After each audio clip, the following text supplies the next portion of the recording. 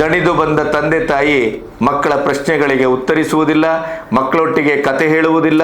ಅಜ್ಜ ಅಜ್ಜಿಯಂದರಂತೂ ಇವತ್ತು ನಿಷೇಧ. ಮಗಳಿಗೆ ಕೊಟ್ಟ ಮೊಬೈಲ್ನಲ್ಲಿ ಏನಾಗ್ತಾ ಇದೆ, ಯಾರೊಟ್ಟಿಗೆ ಅವಳು ಸಂಭಾಷಣೆಯನ್ನು ಮಾಡ್ತಾ ಇದ್ದಾಳೆ, ಟ್ರಿಪ್ಪಿಗೆ ಹೋಗ್ತಾಳೆ. ಯಾವ ಟ್ರಿಪ್ಪು, ಯಾವ ಗೆಳತಿಯೊಟ್ಟಿಗೆ? ಅಪ್ಪನಿಗೆ ಅಮ್ಮನಿಗೆ ಪುರುಸೊತ್ತಿಲ್ಲ. ಟ್ರಿಪ್ಪಾ? ಹೌದಾ? ಎಲ್ಲಿ? ಯಾವಾಗ? ಹಾಂ, ಎಷ್ಟು ಬೇಕು? ಆಯಿತು, ಹೊರಟ್ಲು ಮಗಳು. ಲವ್ ಜೆಹಾದಿನ ಈ ಹುಬ್ಬಳ್ಳಿಯ ಪ್ರಕರಣದಲ್ಲೂ ಕೂಡ ಖುಷಿ ಸಮೀರ್ನೊಟ್ಟಿಗೆ ಗೋವಾಕ್ಕೆ ಹೋಗಿದ್ಲು ಅನ್ನುವಂಥ ಮ್ಯಾಟ್ರೂ ಬರ್ತಾ ಇದೆ, ಹೆತ್ತವರು ಕಳಿಸಿದ್ರು ಅನ್ನುವಂಥ ಮ್ಯಾಟ್ರೂ ಬರ್ತಾ ಇದೆ.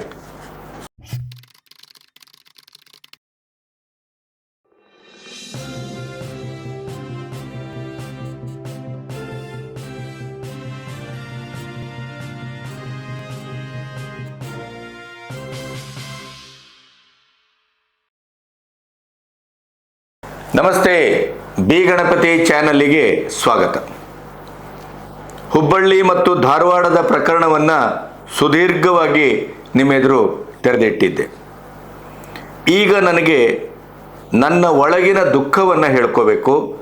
ಅದಕ್ಕೂ ಮೊದಲು ಚೇತು ಚಾನಲ್ ಅಂತ ಬಹುಶಃ ಒಬ್ಬ ಹುಡುಗ ಬಹಳ ಅದ್ಭುತವಾಗಿ ಒಂದು ಸನಾತನಿಯಾಗಿ, ಹಿಂದುವಾಗಿ, ತನ್ನ ಸಹೋದರಿಯರ ಬಗ್ಗೆ, ಹಿಂದೂ ಹೆಣ್ಣುಮಕ್ಕಳ ಬಗ್ಗೆ, ಅವರು ಹಗಲು ಕಂಡ ಬಾವಿಯನ್ನು ರಾತ್ರಿ ಬೀಳೋದಕ್ಕಿಂತ ರಾತ್ರಿ ಕಂಡ ಬಾವಿಯನ್ನು ಹಗಲು ಬೀಳುವಂಥ ಈ ದುಸ್ಥಿತಿಯ ಬಗ್ಗೆ, ಅವರ ಮತಿಭ್ರಷ್ಟತೆಯ ಬಗ್ಗೆ, ಅಜ್ಞಾನದ ಬಗ್ಗೆ, ಅವಸರದ ಬಗ್ಗೆ ಅತ್ಯಂತ ಮಾರ್ಮಿಕವಾಗಿ ಮಾತಾಡಿದ್ದಾನೆ. ಅವನ ಆ ತುಣುಕನ್ನು ನಿಮಗೆ ಮೊದಲು ತೋರಿಸಿ ಆಮೇಲೆ ನಾನು ಮಾತಾಡ್ತೇನೆ. ದಯವಿಟ್ಟು ಅದನ್ನು ವೀಕ್ಷಿಸಿ. ನಾನು ಎಲ್ಲ ಹಿಂದೂ ಹೆಣ್ಮಕ್ಳಿಗೆ ಹೇಳ್ತಾ ಇಲ್ಲ, ಕೆಲವೊಂದು ಹಿಂದೂ ಹೆಣ್ಮಕ್ಳಿಗೆ ಒಂದು ಪ್ರಶ್ನೆ ಕೇಳ್ತೀನಿ. ಯಾಕೆ ಅವನನ್ನೇ ಗಂಡಸ ಅನ್ಕೊಂತೀರಾ? ಹಿಂದೂ ಸನಾತನ ಧರ್ಮದಲ್ಲಿ ಪ್ಯೂರ್ ಗಂಡಸರಿದ್ದಾರ್ರಿ. ಒಂದೇ ಟ್ರೈ ಮಾಡಿ ನೋಡಿ. 9 ತಿಂಗಳಿಗೆ ರಟ್ಟೆಗೆ ಹತ್ರ ಮಗುನೇ ಹೆತ್ತು ಗಂಡು ಮಗುನ ನಿಮ್ಮ ತೊಡೆ ಮೇಲೆ ಮಲಗಿಸ್ತಾರೆ. ಆ ತಾಕತ್ತು ನಮ್ಮ ಹಿಂದೂ ಗಂಡು ಮಕ್ಕಳಲ್ಲಿ ಇದೆ. ಸೊ ನಿಮ್ಮ ಜನ್ಮಕ್ಕೆ ಈ ಒಂದು ಹೊಲಸು ಭಾಷೆಯನ್ನು ಬಳಸಬೇಕಾದಂತ ಪರಿಸ್ಥಿತಿನ ನೀವು ನಮ್ಗೆ ತರ್ತಿದ್ದೀರ ಅಂತಂದ್ರೆ ಈ ಕೆಲವೊಂದು ಹಿಂದೂ ಹೆಣ್ಮಕ್ಳಿಗೆ ನಾಚಿಕೆ ಅನ್ಸೋದಿಲ್ವಾ? ಅವಳು ಯಾರು ಖುಷಿ ಅಂತೆ, ಅವಳ ಜನ್ಮಕ್ಕೆ ನಾಚಿಕೆ ಆಗಬೇಕು, ಅವಳ ಯೋಗ್ಯತೆ. 3 ವರ್ಷದಿಂದ ಅವಳು ರಿಲೇಶನ್ಶಿಪ್ ಅಲ್ಲಿ ಇದ್ದಾಳಂತೆ ಅವನ ಜೊತೆ. ಇನ್ನ ಅವ್ರ ತಂದೆ ತಾಯಿಗೂ ಕೂಡ ಈ ವಿಷಯ ಗೊತ್ತಿತ್ತಂತೆ. 3 ವರ್ಷದಿಂದ ಏನ್ ಕತ್ತೆ ಕಾಯ್ತಾ ಇದ್ರ ನಿಮ್ಮ ಜನ್ಮಕ್ಕಿಷ್ಟು? ಯಾಕೆ ಹಿಂದೂ ಗಂಡ್ಮಕ್ಳಲ್ಲಿ ಯಾರು ಗಂಡ್ಸ್ರಿಲ್ವಾ? ಅವನನ್ನೇ ಆಗ್ಬೇಕಾಗಿತ್ತ ನಿಮ್ಗೆಲ್ಲ? ನಾನು ಪ್ರತಿಯೊಂದು ಹಿಂದೂ ಕಾರ್ಯಕರ್ತರಿಗೆ, ಪ್ರತಿಯೊಬ್ಬ ಹಿಂದೂ ಸದಸ್ಯರಿಗೆ, ಹಿಂದೂ ಸನಾತನ ಧರ್ಮದಲ್ಲಿ ಹುಟ್ಟಿರುವಂತ ಅಷ್ಟು ಎಲ್ಲರಿಗೂ ಒಂದು ಪ್ರಶ್ನೆಯನ್ನ ಕೇಳ್ತೀನಿ ನಾನು. ದಯಮಾಡಿ ಸರ್, ನಾವುಗಳು ಯಾರು ಕೂಡ ಇದೊಂದು ಹೋರಾಟ ಮಾಡೋದೇ ಬೇಡ ಸರ್. ಸತ್ರೆ ಸಾಯ್ಲಿ ಸರ್. ಒಂದ್ ಯಾವ್ದೋ ಸೂಟ್ಕೇಸ್ ಎಲ್ಲ ಒಂದ್ ಫ್ರಿಡ್ಜ್ ಅಲ್ಲ ಹೆಣವಾಗಿ ಸಿಗ್ತಾಳೆ, ಒಂದ್ 4-5 ದಿನ ಫ್ರೀ ಆಗಿ ಅವನಿಗೆ ಒಂದು ಒಳಗಡೆ ಜೈಲು ಒಳಗಡೆ ಒಳ್ಳೆ ರೆಸ್ಟ್ ಆಗಿ ಒಂದು ಮೊಬೈಲ್ ಸಿಗುತ್ತೆ, ಒಂದು ಗಾಂಜಾ ಸಿಗುತ್ತೆ, ಪ್ರತಿಯೊಂದು ಸಿಗುತ್ತೆ. ಸಿಗ್ಲಿ ಬಿಡ್ಲಿ ಸರ್, ಇವಳು ಹೋದ್ಮೇಲೆ ನಾವೆಲ್ಲ ಪಟಾಕಿ ಹೊಡೆಯೋಣ. ಹೌದು, ಈ ತರ ಒಂದು ಕೆಟ್ಟ ಮನಸ್ಥಿತಿಯಿಂದ ಹೇಳ್ತಾ ಇದೀನಿ ಅಂದ್ರೆ ಇನ್ನೇನು ಮಾಡಕ್ ಆಗೋದಿಲ್ಲ ಸರ್. ಹಾಳಾದವಕ್ಕೆ ಬುದ್ಧಿ ಇಲ್ಲ ಸರ್. ನಾಯಿಗಳು ಹುಟ್ಟಿಸಿ ಒಳ್ಳೆ ಸಂಸ್ಕಾರವನ್ನ ಕಲಿಸಿ, ಮನೆ ಹೊಸಲು ದಾಟ್ಬೇಡಮ್ಮ, ಹೊಸ ಮುಂದೆನೆ ಇರೋ ಹೊಸಂದ ಆಗ್ತಾರೆ ನೀನ್ ತಿನ್ನು ಅಂತ ಹೇಳಿ ಸಂಸ್ಕಾರವನ್ನ ಕಲಿಸಿ ಬಿಟ್ಬಿಡುತ್ತೆ ನಾಯಿ. ಆದ್ರೆ ಈ ಮನುಷ್ಯ ನಾನು ಇದ್ದಾನಲ್ಲ, ಅಥವಾ ಇವರ ಜನ್ಮಕ್ಕೆ ನಾಚಿಕೆ ಇರಿಸಬೇಕು. ನಾಯಿನ ಹುಟ್ಟಿಸುತ್ತೆ ಅಲ್ರಿ, ಆತರ ಮಕ್ಕಳನ್ನ ಹುಟ್ಟಿಸ್ಬಿಟ್ಟು ಒಂದು ಸಂಸ್ಕಾರ ಕಲ್ಸಿಲ್ಲ, ಒಂದು ಸನಾತನ ಧರ್ಮದ ಧಾರ್ಮಿಕ ಭಾವನೆಗಳಂದ್ರೆ ಏನಂತ ಗೊತ್ತಿಲ್ಲ ಅಂತಂದ್ರೆ ನೀವುಗಳು ಅವರೆಲ್ಲರನ್ನೂ ಕೂಡ ಹುಟ್ಟಿಸಿ ಏನ್ ಪ್ರಯೋಜನ ಆಯ್ತು? ಜಿಮ್ಗೆ ಹೇಳ್ತೀರಾ, ಯಾಕೆ ಅನ್ಯ ಧರ್ಮದಲ್ಲೇ ಜಿಮ್ ಸಿಗೋದಾ ನಿಮ್ಗೆ? ನಮ್ಮ ಧರ್ಮದಲ್ಲಿ ಯಾರು ಕೂಡ ಜಿಮ್ ಸೇರೋದಿಲ್ವಾ? ರೀ, ಮುಸ್ಲಿಮ್ಸ್ ಹೆಣ್ಮಕ್ಳನ್ನ ನೋಡಿ ಕಲೀರಿ ನೀವು. ನಿಜವಾಗ್ಲೂ ಕೂಡ ಹ್ಯಾಂಡ್ಸ್ ಆಫ್ ಹೇಳ್ತೀನಿ ಆ ಹೆಣ್ಮಕ್ಳಿಗೆ.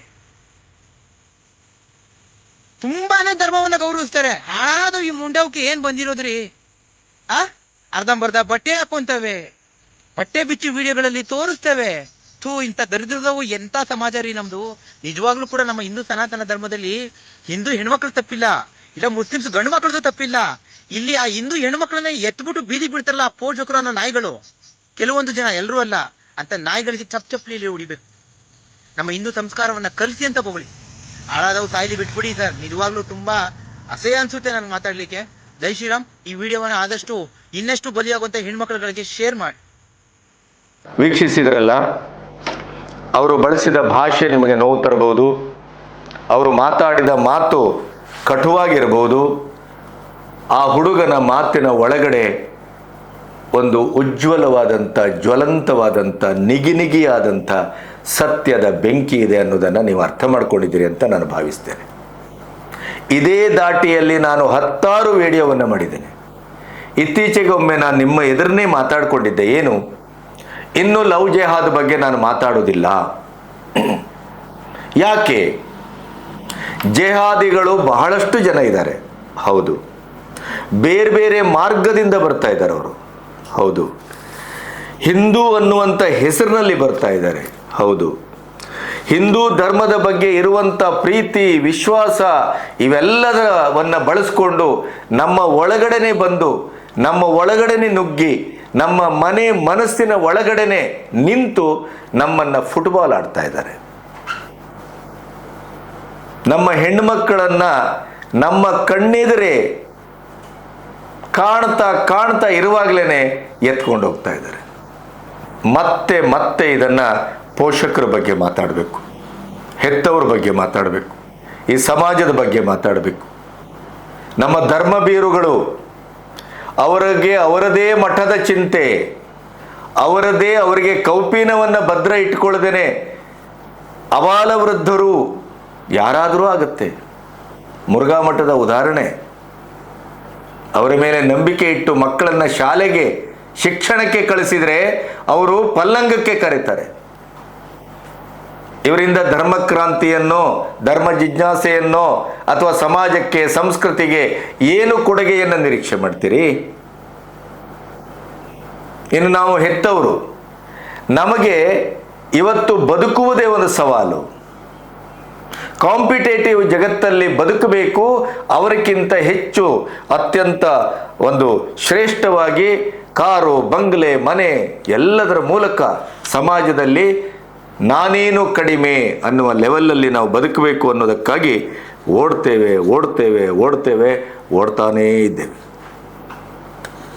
ನಮ್ಮ ಮಕ್ಕಳು ಅವರು ಆಯಾಗಳ ಕೈಯಲ್ಲಿ ಬೆಳೀತಾರೆ, ಇಲ್ಲ ಹಾಸ್ಟೆಲಲ್ಲಿ ಬೆಳೀತಾರೆ, ಇಲ್ಲ ಅವರದೇ ಅದು 3 ಗಂಟೆಗೆ ಮನೆ ಬರ್ತಾರೆ, ಚಾವಿಯನ್ನು ಅಲ್ಲಿಟ್ಟಿದ್ದೇನೆ, ಅಲ್ಲಿ ಊಟ ಇದೆ, ಊಟ ಮಾಡ್ಕೋ, ಸ್ವಲ್ಪ ನಿದ್ದೆ ಮಾಡು, ಆಮೇಲೆ ನೀ ಮತ್ತೆ ಓದು.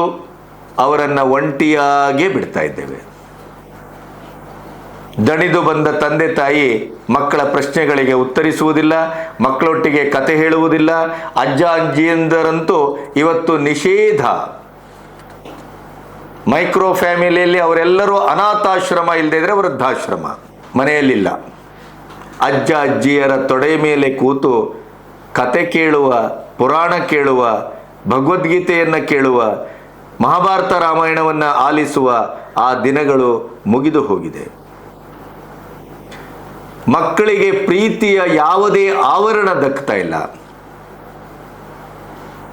ಅವರೊಟ್ಟಿಗೆ ಚೆನ್ನೆಮಣೆ ಆಡೋದು ಬಿಟ್ಟು ಬಿಡಿ, ಅವರೊಟ್ಟಿಗೆ ವಾರದ ಕೊನೆಯಲ್ಲಿ ಒಂದು ದಿನ ಎಲ್ಲಾದರೂ ಒಂದು ಅವರ ಬೆರಳು ಹಿಡಿದು ವಾಕಿಂಗ್ ಹೋಗ್ಲಿಕ್ಕೂ ಕೂಡ ಹೆತ್ತವರಿಗೆ ಪುರ್ಸೊತ್ತಿಲ್ಲ. ಮಕ್ಕಳು ಪ್ರೀತಿಯನ್ನ ತಮ್ಮ ಮನೆಯ ಮತ್ತು ಮನಸ್ಸಿನ ಆಚೆಗೆ ಹುಡುಕ್ಲಿಕ್ಕೆ ಶುರು ಮಾಡಿದ್ದಾರೆ. ನಮ್ಮ ದೇವರು, ನಮ್ಮ ಚಿಂತನೆ, ನಮ್ಮ ಪುರಾಣ, ನಮ್ಮ ನಂಬಿಕೆಯ ಬಗ್ಗೆ ಇದೇ ಜೆಹಾದಿಗಳು ಇಲ್ಲ ಸಲ್ಲದ ಪ್ರಶ್ನೆಗಳನ್ನು ಕೇಳ್ತಾರೆ. ಅವರಿಗೆ ಉತ್ತರಿಸುವ ಯಾವ ತಾಕತ್ತು ಇಲ್ಲ. ಅದೇ ನೀವು ಒಬ್ಬ ಮುಸ್ಲಿಮನ 2ನೇ ಕ್ಲಾಸ್ ಓದುವ ಹುಡುಗನನ್ನ ಕೇಳಿ, ನನ್ನ ಫ್ರೆಂಡು ಗೀತಾ ಮತ್ತು ಶಂಕರ ದೊಡ್ಡಾದ ಮೇಲೆ ಅವರು ನಮಗೆ ಕಾಫೀರರು, ಅವರನ್ನು ನಾನು ಕೊಲ್ತೇನೆ, ನಮ್ಮ ಧರ್ಮ ಅದನ್ನೇ ಹೇಳಿದ್ದು ಅಂತ ಅವನು ಬಹಳ ಸ್ಪಷ್ಟವಾಗಿ ನೇರವಾಗಿ ಟಾರ್ಗೆಟೆಡ್ ಆಗಿ ಹೇಳ್ತಾನೆ. ನಮಗೆ ಹಬ್ಬ ಹರಿದಿನಗಳಿಲ್ಲ, ಭಜನೆಗಳಿಲ್ಲ, ದೇವಸ್ಥಾನ ಇಲ್ಲ. ಯಾಕೆಂದರೆ ಹೆತ್ತವರಿಗೆ ಪುರ್ಸೊತ್ತಿಲ್ಲ. ಅಜ್ಜ ಅಜ್ಜಿಯಂದಿರೋ ಅವರು ನಿಷೇಧ, ವ್ಯಾಪ್ತಿ ಪ್ರದೇಶದ ಆಚೆ ಅವರು. ಇಂಥ ಒಂದು ಬರಗೆಟ್ಟ ಸಮಾಜ ಮತ್ತು ಸಂಸ್ಕೃತಿ ಹಿಂದೂ ಧರ್ಮಕ್ಕೆ ಶಾಪವಾಗಿದೆ. ಮಕ್ಕಳು ಹೆತ್ತವರಿಂದ ಬಯಸಿದ ಪ್ರೀತಿ ವಿಶ್ವಾಸ ಸಿಗದೇ ಇದ್ದಾಗ ಅವರಿಗೆ ಯಾರಾದರೂ ದೊಣ್ಣೆ ನಾಯಕರಾಗ್ತಾರೆ. ಅದನ್ನು ಬಹಳ ಚಂದ ಸ್ಟಡಿ ಮಾಡಿದ್ದಾರೆ ಈ ಮತಾಂತರಿಗಳು, ಜೆಹಾದಿಗಳು. ನಮ್ಮ ಹೆಣ್ಣುಮಕ್ಕಳ ಕೊರತೆ ಏನು, ನಮ್ಮ ಹೆಣ್ಣುಮಕ್ಕಳ ಮಾನಸಿಕವಾದ ದಾಹ ಏನು, ನಮ್ಮ ಹೆಣ್ಣುಮಕ್ಕಳು ಏನನ್ನ ಅಪೇಕ್ಷಿಸ್ತಾರೆ. ಅದೇ ಅವರ ಹೆಣ್ಣುಮಕ್ಕಳು ನೋಡಿ, ಆ ಮುಸ್ಲಿಂ ಹೆಣ್ಣುಮಕ್ಕಳು, ಅವರು ಅಣ್ಣನೋ ತಮ್ಮನೋ ಅವರಿಗೆ ಹಿಂದೂ ಹೆಣ್ಣುಮಕ್ಕಳನ್ನ ಕರೆದು ಪಲ್ಲಂಗಕ್ಕೆ ಏರಿಸಿ ಅಲ್ಲಿ ಇನ್ನು ಮಾಡಬಾರ್ದನ್ನು ಮಾಡಿಸಿ ಅಲ್ಲಿ ವಿಡಿಯೋ ಮಾಡಿ ಅವರನ್ನ ಇನ್ನು ಜೀವನ ಪೂರ್ತಿ ಎಲ್ಲೋ ಇವರ ಕಕ್ಷೆಯಿಂದ ಹೊರಗಡೆ ಹೋಗದೇ ಇದ್ದಂಗೆ ವ್ಯವಸ್ಥಿತವಾಗಿ ಮಾಡಿ ಅದಕ್ಕೆ ಮತಾಂತರ ಮಾಡಿ ಅವರ ಬಾಯಿಗೆ ಬೀಫಿನ ತುಂಡನ್ನು ತುರುಕಿ ಏನೇನೆಲ್ಲ ಮಾಡ್ತಾರೆ ಅನ್ನೋದಕ್ಕೆ ಕೇರಳ ಫೈಲ್ಸ್ 1 and 2 ನಿಮಗೆ ಜೀವಂತ ಸಾಕ್ಷ್ಯವನ್ನು ಒದಗಿಸಿದೆ ಅಂತ ನಾನು ಭಾವಿಸ್ತೇನೆ. ಹೆತ್ತವರ ತಪ್ಪುಗಳು, ಹೆತ್ತವರ ನಿರ್ಲಕ್ಷ್ಯ, ಮಗಳು ಏನು ಮಾಡ್ತಾ ಇದ್ದಾಳೆ, ಮಗಳಿಗೆ ಕೊಟ್ಟ ಮೊಬೈಲ್ನಲ್ಲಿ ಏನಾಗ್ತಾ ಇದೆ, ಯಾರೊಟ್ಟಿಗೆ ಅವಳು ಸಂಭಾಷಣೆಯನ್ನು ಮಾಡ್ತಾ ಇದ್ದಾಳೆ, ಟ್ರಿಪ್ಪಿಗೆ ಹೋಗ್ತಾಳೆ, ಯಾವ ಟ್ರಿಪ್ಪು, ಯಾವ ಗೆಳತಿಯೊಟ್ಟಿಗೆ, ಅಪ್ಪನಿಗೆ ಅಮ್ಮನಿಗೆ ಪುರುಸೊತ್ತಿಲ್ಲ, ಟ್ರಿಪ್ಪ ಹೌದಾ, ಎಲ್ಲಿ, ಯಾವಾಗ, ಎಷ್ಟು ಬೇಕು, ಆಯ್ತು ಹೊರಟ್ಲು ಮಗಳು.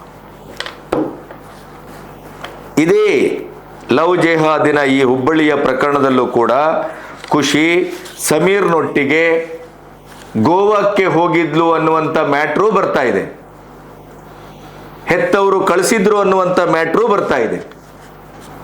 ಹಾಗಾದ್ರೆ ಹೆತ್ತವರೇನು ಮಣ್ಣು ತಿಂತ ಇದ್ರಾ? ಆ ಖುಷಿ ಕೂಡ ನೀನು ವಿಡಿಯೋ ಮಾಡಬೇಕಾದ್ರೆ ಹೇಳಬೇಕಿಲ್ವೇನು? ಅಂದ್ರೆ ರೇಪ್ ಓಕೆ, ರೇಪ್ ಆಗುದು ಹೇಗದು? ಇವಳು ಅವನೊಟ್ಟಿಗೆ ದೈಹಿಕವಾದ ಸಂಪರ್ಕವನ್ನ ಮೊದಲು ಬೆಳೆಸಿದ್ಲು ಅನ್ನೋದಕ್ಕೆ ಅವಳ ಈ ಮಾತು ಸಾಕಲ್ವಾ? ಅಂದ್ರೆ ಹೇಳಿ ಮಾಡಬಹುದಿತ್ತು ವಿಡಿಯೋನ, ಅಲ್ವಾ? ಈ ರೀತಿಯ ಮನಗೆಟ್ಟ ಬರಗೆಟ್ಟ ಈ ಸೆಕ್ಷುವಲ್ ಆದಂತ ಒಂದು ದಾಹ ಅಪ್ರಾಪ್ತರಲ್ಲಿ ಮತ್ತು ಪ್ರಾಪ್ತರಲ್ಲಿ, ಎಜುಕೇಟೆಡ್ಗಳಲ್ಲಿ, ಹಿಂದೂಗಳಲ್ಲಿ ಯಾಕೆ ಬರ್ತಾ ಇದೆ? ಹಿಂದೂ ಹೆಣ್ಮಕ್ಳಿಗೆ ಯಾಕೆ ಬರ್ತಾ ಇದೆ? ಅಲ್ಲಿ ಹಲಾಲ್ ಅಂತಾರೆ, ನನಗೆ ಮದುವೆನೇ ಆಗಲಿಲ್ಲ ಅಂತಾನೆ, ಮನೆಗೆ ಹೋದ್ರೆ 3 ಹೆಂಡತಿಯರು, ಅಲ್ಲಿ ಹೋದ್ರೆ ದನದ ಮಾಂಸ, ಆ ಇಡೀದಾದ ವಿಕೃತವಾದಂಥ ಒಂದು ಭಯೋತ್ಪಾದಕ ಚಟುವಟಿಕೆಗೆ ಮತ್ತು ಜನ್ನತ್ತಿಗೆ ಹೋಗುವಂಥ ಮಹಾಕನಸು, ಮುಸ್ಲಿಂ ರಾಷ್ಟ್ರದ ಮಹಾಕನಸು, ಹಿಂದೂ ಧರ್ಮದ ವಿರೋಧಿಗಳು, ಕಾಫೀರರು, ರಕ್ತಪಿಪಾಸುತನ, ಪ್ರಾಣಿ ಪಕ್ಷಿಗಳಿಗಿಂತ ಹಿಂಸಾತ್ಮಕವಾದದ್ದು. ಸತ್ಯವಾಗಿ ಹೇಳಬೇಕಾದ್ರೆ ಈ ಶಬ್ದವನ್ನು ಬಳಸಬಾರ್ದು. ಪ್ರಾಣಿ ಮತ್ತು ಪಕ್ಷಿಗಳಲ್ಲಿ ಲೈಂಗಿಕವಾದಂಥ ಕ್ರಿಯೆ ಅದು ಸಂತಾನಾಭಿವೃದ್ಧಿಯ ನೈಸರ್ಗಿಕವಾದಂಥ ಶೋಭಾಯಮಾನವಾದಂಥ ಅದ್ಭುತವಾದಂಥ ಪ್ರಕ್ರಿಯೆ. ಆದರೆ ಈ ಮನುಷ್ಯ ಬುದ್ಧಿವಂತ ಅಂತ ಅನಿಸ್ಕೊಂಡವನು ಇವತ್ತು ಎಂಥ ಹಿಂಸಾತ್ಮಕವಾದಂಥ ಒಂದು ಸೆಕ್ಸನ್ನು ಅಥವಾ ಗಂಡು ಹೆಣ್ಣಿನ ಸಂಬಂಧವನ್ನು ಈ ಜೆಹಾದಿಗಳು ಬಳಸ್ತಾ ಇದ್ದಾರೆ ಅನ್ನೋದಕ್ಕೆ ನಿಮಗೆ 1000 ವಿಡಿಯೋಗಳು ಸಿಗ್ತವೆ. ಯಾವ ರೀತಿ ಹಿಂಸೆ! ಮೊನ್ನೆ ಯಾವುದೋ ಒಂದು ವಿಡಿಯೋ ನೋಡ್ತಾ ಇದ್ದೆ, ಮತಾಂತರಗೊಂಡಂಥ ಹೆಣ್ಣುಮಗಳು ಅಲ್ಲಿ ಆ ಹಲಾಲಿಗೆ ಒಪ್ಪುತ್ತಾ ಇಲ್ಲ, ಅವನು ಹಂಡೆಯಲ್ಲಿ ಹೊಡೆತಾ ಇದ್ದ, ಖಾಲಿಯ ಸಿಲಿಂಡ್ರಲ್ಲಿ ರೀಪಲ್ಲಿ ತಲೆಗೆ ಹೊಡೆದು ತಲೆ ಇಲ್ಲಿ ಸೀಳಾಗಿ ರಕ್ತ ಬರ್ತಾ ಇತ್ತು. ಎಷ್ಟು ಬೇಕು ನಿಮಗೆ? ಮೋಸ, ವಂಚನೆ, ದಗಲುಬಾಜಿತನ, ಅವರ ಆಸ್ತಿರಿ ಅದು. ನಮ್ಮ ಹೆಣ್ಣು ಅಂದರೆ ಅವರಿಗೆ ಸೂಳೆಯರಿಗೆ ಸಮಾನ, ದೇಹ ಮಾರುವವರಿಗೆ ಸಮಾನ. ಇಲ್ಲಿ ಲವ್ ಮಾಡ್ತಾರೆ, ಜೆಹಾದನ್ನ ಅವ್ರು ಯಾವ ರೀತಿ ಆಚರಿಸ್ತಾರೆ ಅಂತಂದ್ರೆ ಇವರನ್ನ ಯಾವುದೋ ಒಂದು ಕಾಮಾಟಿಪುರಕ್ಕೋ ಯಾವುದೋ ದೇಶಕ್ಕೋ ಮಾರ್ತಾರೆ. ಹ್ಯೂಮನ್ ಟ್ರಾಫಿಕ್ ಎಷ್ಟು ಬೇಕು ನಿಮಗೆ ಇದರಲ್ಲಿ? ಇಂಥ ಹಿಂಸಾತ್ಮಕವಾದಂಥ ಪ್ರೀತಿ ಕೇವಲ ಮುಖವಾಡ, ಪ್ರೀತಿ ಕೇವಲ ಒಂದು ಅವರಿಗೆ ನಿಮ್ಮನ್ನು ಬುಟ್ಟಿಗೆ ಬೀಳಿಸ್ಕೊಳ್ಳಿಕ್ಕೆ ಇರುವಂಥ ಒಂದು ಭಾವನಾತ್ಮಕವಾದಂಥ ಒಂದು ಸೇತುವೆ ಅದು. ಅವರಿಗೆ ಬಂಗ್ಲೆ ಕೊಡುವರಿದ್ದಾರೆ, ಕಾರ್ ಕೊಡುವರಿದ್ದಾರೆ, ಬಟ್ಟೆ ಕೊಡುವರಿದ್ದಾರೆ.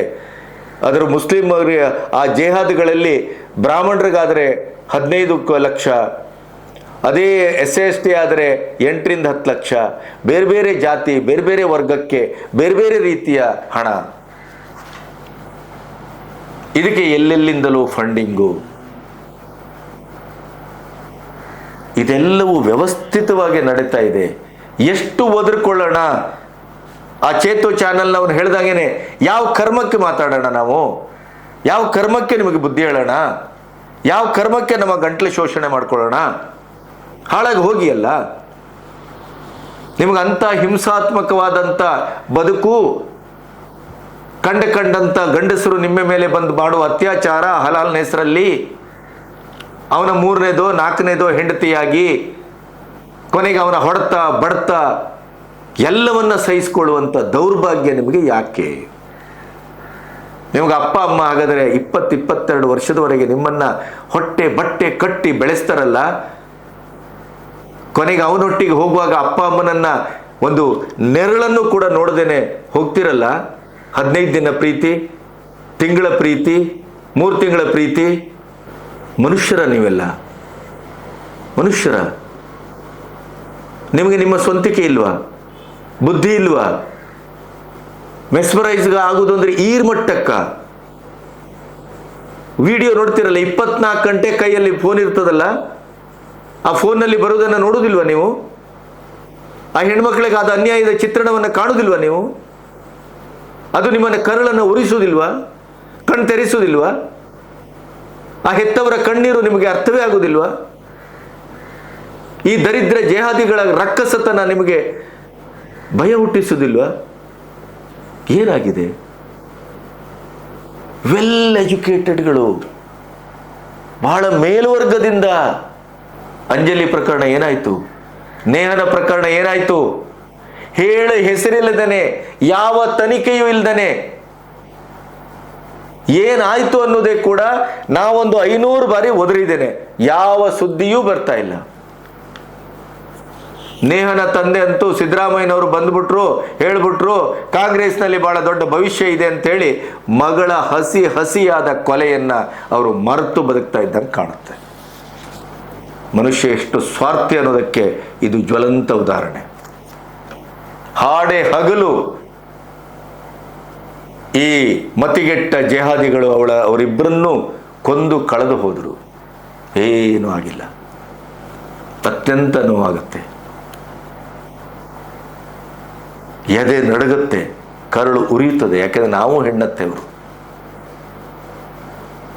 ಇಷ್ಟು ಬೀಭತ್ಸವಾದಂಥ ಸತ್ಯ ಕಣ್ಣಿಗೆ ರಾಚುತ್ತಾ ಇದೆ. ಆದರೂ ಕೂಡ ಹೆಣ್ಣುಮಕ್ಕಳು ಹೋಗಿ ಹಿಂದೂ ಹೆಣ್ಣುಮಕ್ಕಳು ಅವರ ಬಲೆಗೆ ಬೀಳ್ತಾರೆ ಅಂತ ಆದರೆ ಇದಕ್ಕಿಂತ ದೌರ್ಭಾಗ್ಯ, ಇದಕ್ಕಿಂತ ವಿಚಿತ್ರ, ಇದಕ್ಕಿಂತ ಒಗಟು ಇನ್ನು ಏನು ಇರ್ಲಿಕ್ಕೆ ಸಾಧ್ಯ? ಇಡೀ ಹಿಂದೂ ಸಮಾಜ ಕೇವಲ ಬಜರಂಗ ದಳದ ಕೆಲಸ ಅಲ್ಲ, ಹಿಂದೂ ಸಂಘಟನೆಯ ಕೆಲಸ ಅಲ್ಲ, ಇದು ಪ್ರತಿಯೊಬ್ಬ ಮನೆಯ ಮನಸ್ಸಿನ ಕೆಲಸ. ಇದಕ್ಕೆ ಏನು ಮಾಡಬೇಕು? ಇದಕ್ಕೆ ಜಾಗೃತಿಯನ್ನು ತರಲಿಕ್ಕೆ ಏನನ್ನ ಮಾಡಬೇಕು? ಕರ್ನಾಟಕದಲ್ಲಿರುವ ಹಾಲಿ ಸರ್ಕಾರದಲ್ಲಿ ನೀವು ಯಾವುದೇ ಲವ್ ಜೆಹಾದಿಗೆ ಒಳಪಟ್ಟಂತ ಹೆಣ್ಮಗಳಿಗೆ ನ್ಯಾಯ ಸಿಗ್ತದೆ ಅಂತ ಭಾವಿಸುವುದು ಬೇಕಾಗಿಲ್ಲ. ದಯವಿಟ್ಟು ಹೆಣ್ಮಕ್ಕಳು, ಹಿಂದೂ ಹೆಣ್ಮಕ್ಕಳು ಅರ್ಥ ಮಾಡ್ಕೊಳ್ಳಿ.